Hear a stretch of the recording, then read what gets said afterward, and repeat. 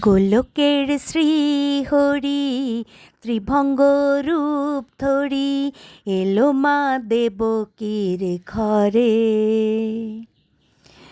কৃষ্ণ কৃষ্ণ বলো গো তারে। চলো আজ তোমাদের একটা ছোট্ট বালগোপালকে দেখাই। এই বালগোপালের সাথে দেখা আমার একটি টোটোতে। আমি ফেরার পথে টোটোতে উঠেছি, উঠেই দেখি এই ছোট্ট বালগোপালটি বসে আছে তার মা দেবকীর সাথে। মা তাকে খুব সুন্দর করে সাজিয়ে দিচ্ছে। কেন জানো? তার স্কুলে জন্মাষ্টমীর একটা প্রোগ্রাম আছে, সেখানে সে ছোট্ট নারুগোপাল সেজে ওখানে অভিনয় করবে বলে।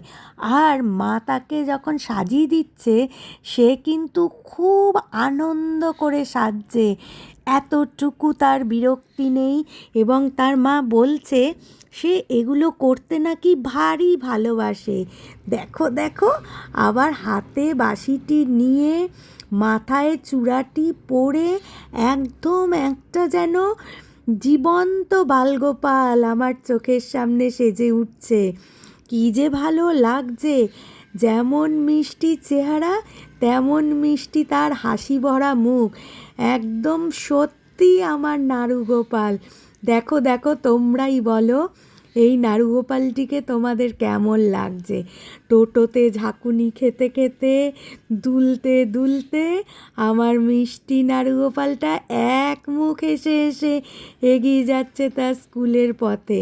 তার মাও কিন্তু খুব খুশি তার নারুগোপালকে এত সুন্দর করে সাজিয়ে দিতে পেরেছে বলে।